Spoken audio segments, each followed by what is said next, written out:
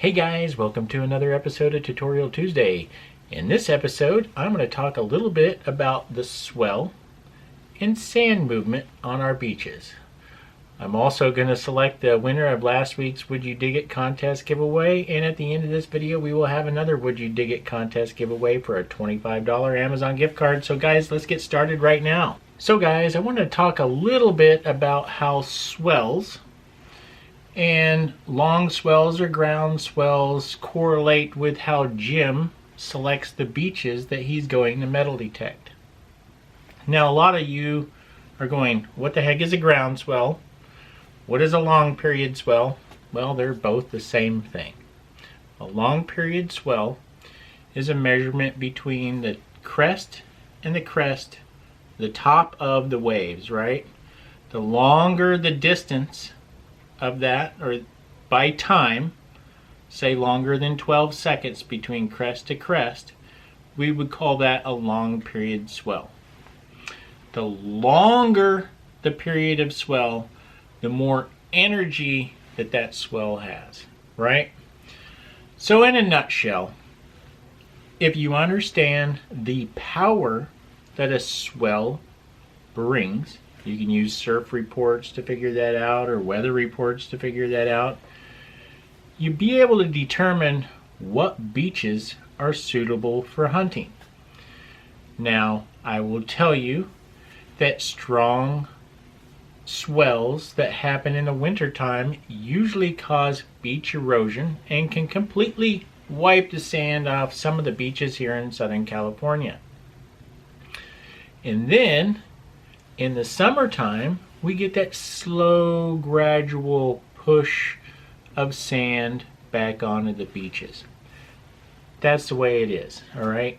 Now, man, over many, many years now, has altered our beaches, which cause erosion in some areas and pushed in sand in others. And then there's times they have a nourishment plan where they actually put more dry sand on beaches via dredging or other operations.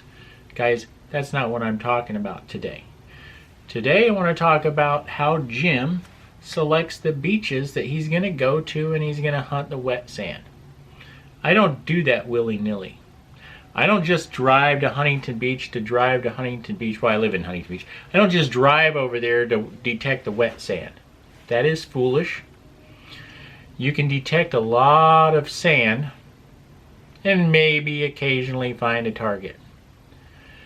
If you are not using science in today's world to figure out where your good targets are, then you're just winging it. And I can tell you that many metal detectors out there just wing it. That's all they do. Jim doesn't do that. For 30 years he likes to find gold. That's what I like to do. I think I'm pretty good at it. I've done it for a long time. I'm not going to divulge all my secrets. I'm not going to divulge my scientific formulas of what exact beach I'm going to go to, because I don't want you all coming to the same beaches that I'm going to detect at the same time. However, if you're smart enough to really listen to this tutorial today, we may end up at the same beaches at the same time. And that would be beneficial to you. Not to me, but to you, okay? So Jim hunts beaches based on what Mother Nature brings to him, okay? I can go to a beach and say, okay, this is the beach I'm going to detect. All right, so let me look for some type of erosion and the best areas to hunt on that particular beach at that particular day. But that's not really how Jim makes his determination of what beaches he goes to. He uses surf reports and swell reports. All right, I'm not going to get into great detail, but I then go scouting, okay? Those reports are only one thing, but actual movement of sand is another, and you actually physically have to go look at it, okay? Sometimes, like our local beaches do have surf cams, but those surf cams don't show the great cuts that may be there. They might show some, but they don't show how good it is. And then others, there's just no cams at all. So you can get an idea. Now, I will give you my #1 choice, okay? If you look at beach cams, I like to look at the activity that's happening on the beach through the surf cams or the beach cams, right? So if you're scouting dry sand hunting areas, those are also great as well, okay? But this is why Jim hunts wet. Is when the swell conditions make it just right, Jim will go to those areas. You saw me in San Clemente. Why did I go to San Clemente that day? Well, I went on a scouting mission based on swell reports, right?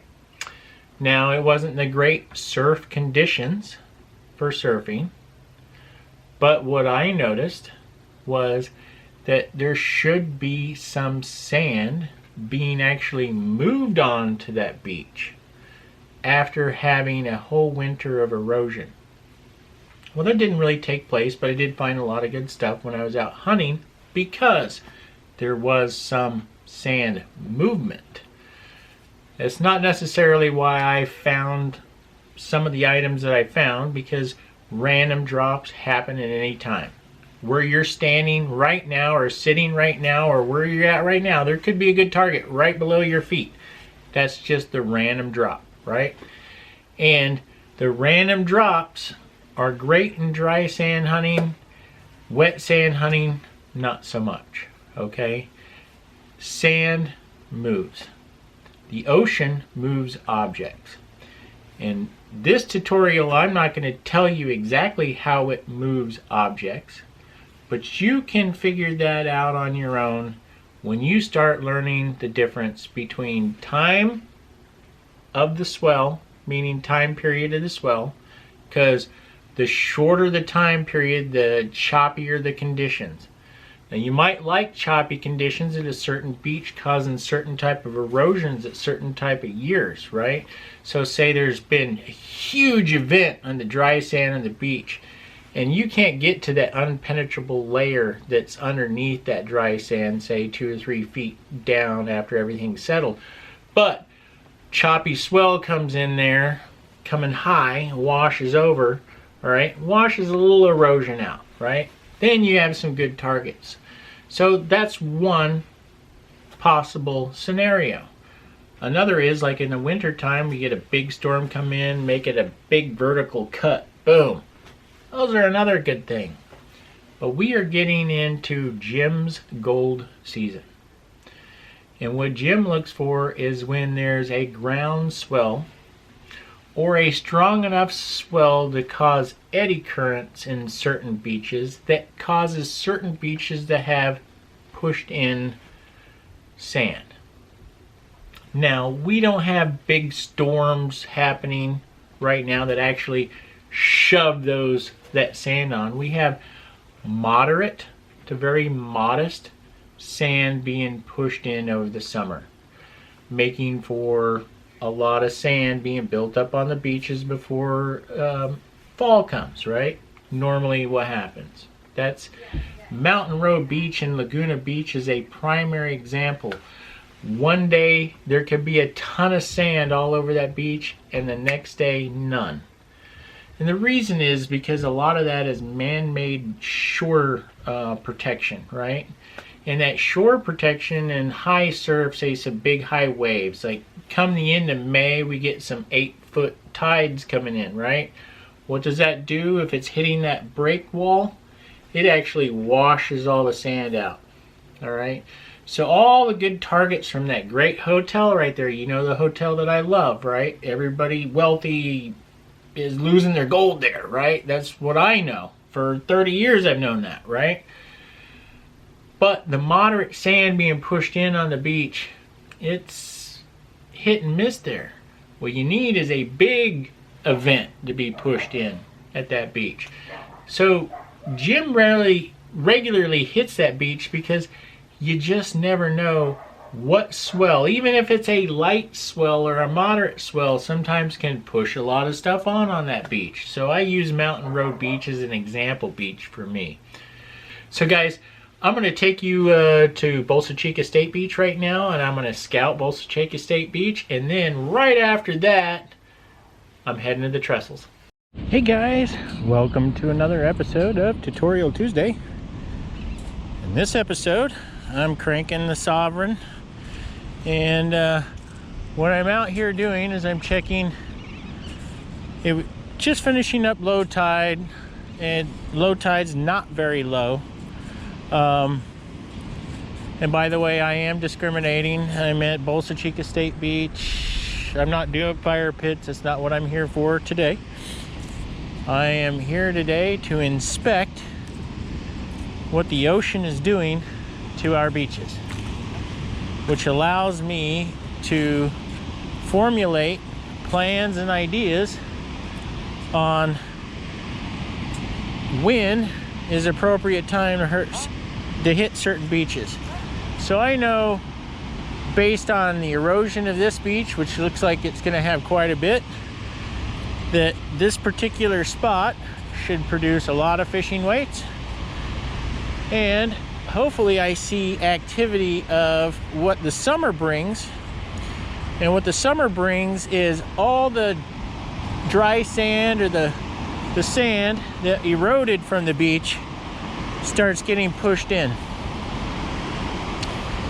And right now I don't see much sign of anything being pushed in, but we are getting to that point to where the swells will start doing that. Now here's the thing, it's so subtle you just don't know it, but you see how white and churny that ground, there's not much of a ground swell, so the heavy stuff is just sitting out there in the ocean, right?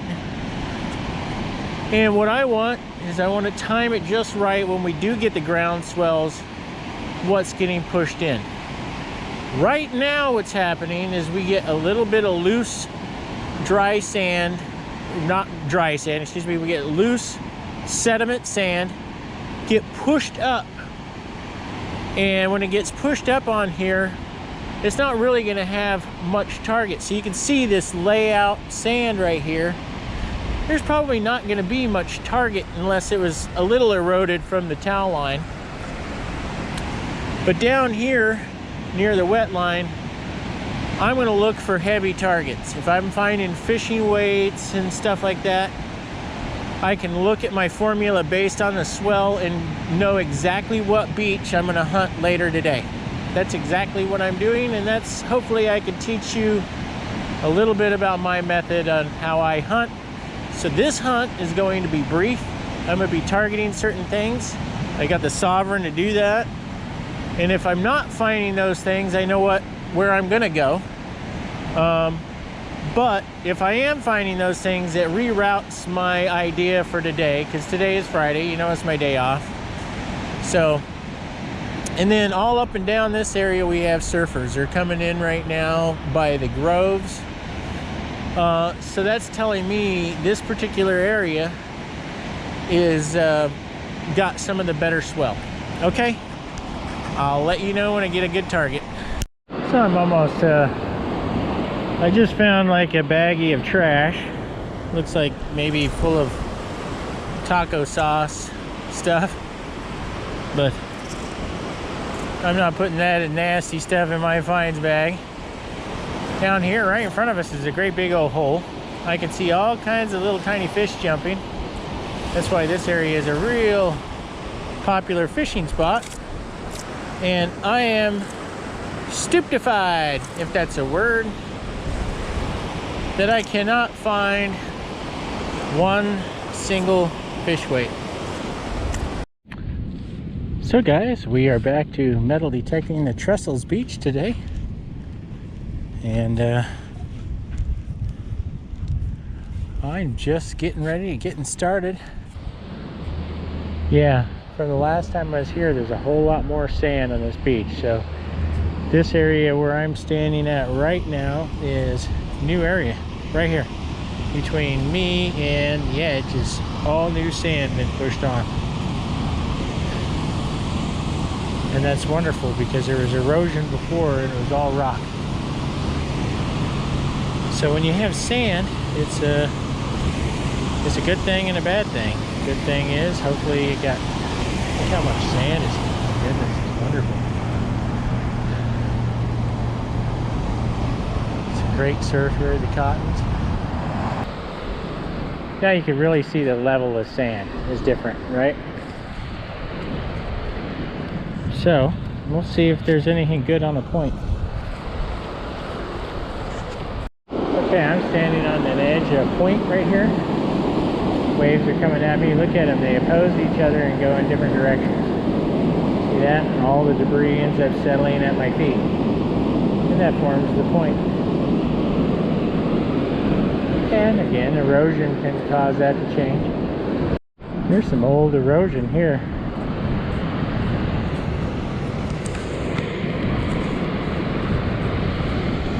$12, $13, $14. I don't think that's a good target, but hopefully it's something good. Still deep, it says.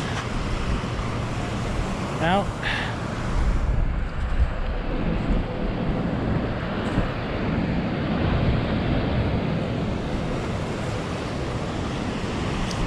Still don't see it in the scoop.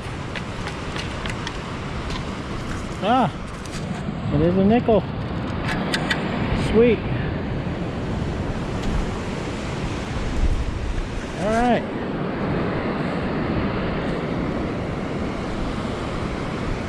So guys, you just saw that big long cut, that old cut on that back side of that point, okay?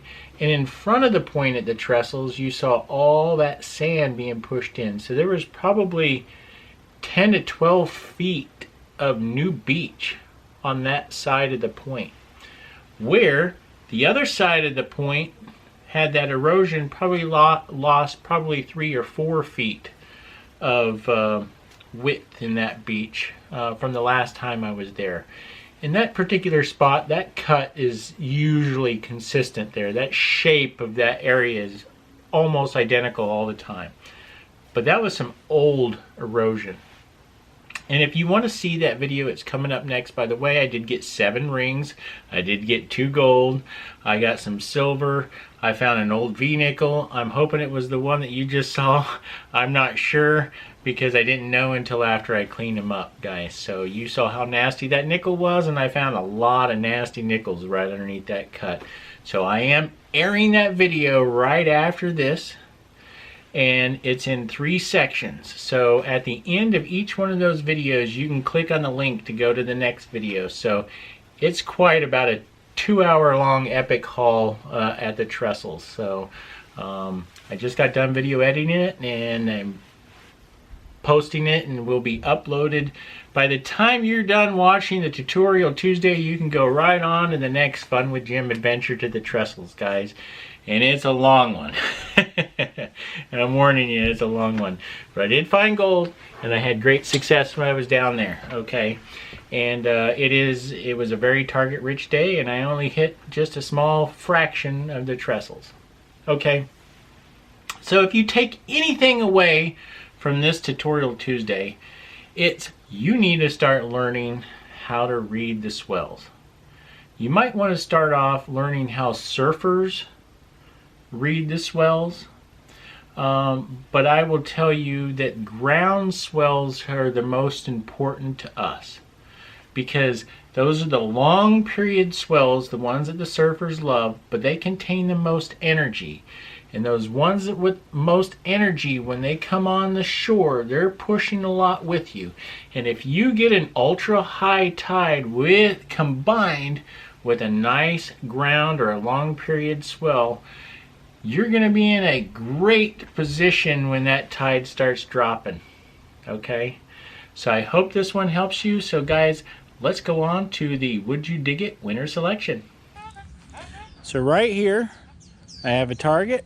I did plant, okay, just for this Would You Dig It? So, listen to this tone, guys.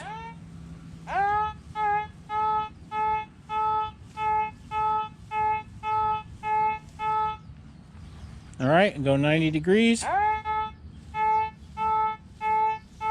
Would you dig it?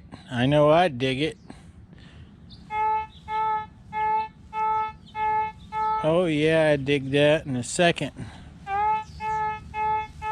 Okay guys, if you would dig that, comment below on what you think it is, and you'll have a chance of winning a $25 Amazon gift card that we'll select in next week's Tutorial Tuesday. I'll give it to you one more time, guys.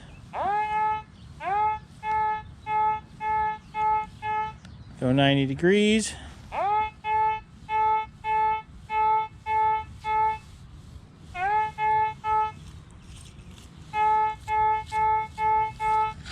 Okay guys, let's see what this is.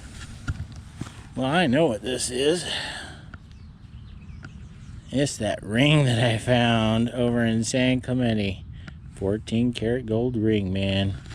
Okay guys, it's time to select the winner of last week's Would You Dig It? Going to my TubeBuddy app, clicking on pick a winner. Comment must contain the words gold ring. Pick a winner. Jason Fogel. I would dig it. Say a gold ring. Sounds like a solid midtone. Keep up the beat. Good luck and happy hunting. Jason Fogel. Send me an email. You can find that in the About Me section of my channel page, and I will send you out your $25 Amazon gift card. Congratulations, Jason. Send me an email and I will send you out your $25 Amazon gift card. And guys, don't be discouraged. I have another Would You Dig It contest giveaway happening right now for a $25 Amazon gift card. So let's check this one out. Okay guys, I'm in Park 1. Alright, I got a target right here.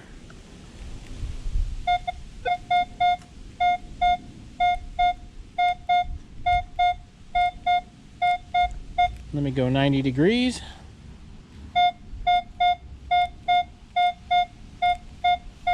Would you dig it? I know you dig it. We're all digging that, right?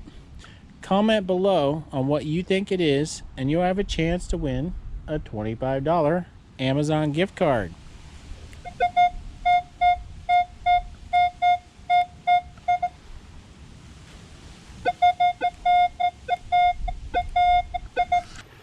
So guys, would you dig it?